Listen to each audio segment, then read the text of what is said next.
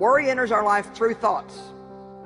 But the Bible teaches us to cast all of our care on God because He cares for us.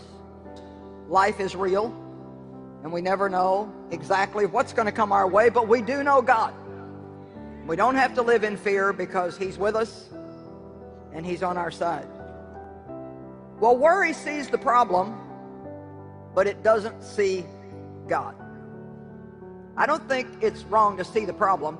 Matter of fact, I think we should look at our problems squarely, and then we need to tell them where they stand in relationship to God. Worry sees the problem, but faith sees the God who can handle the problem. And that's what we have to do. In whatever situation you're in right now in your life, whether it's something with your kids or your marriage or your finances, or you think you're never going to recover from your past, or you're fighting with some kind of an addiction or some kind of a sin that just keeps trying to cling to you. Whatever it is, you have to know that God is greater than any problem that you have. And you have to not worry, because when you pray and then you worry, the worry nullifies your prayer.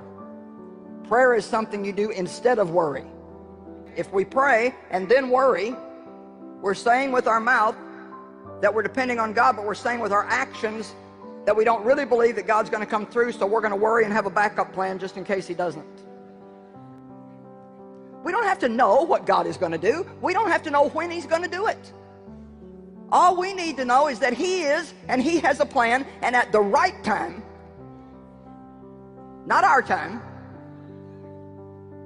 but at the right time, God will execute that plan. Matter of fact, I'm going to tell you something that's just bubbling up in my heart right now.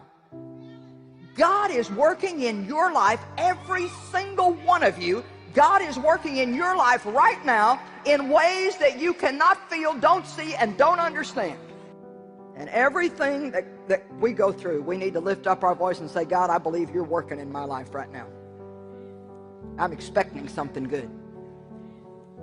And God is with you in your situations. Some of you are in very difficult situations.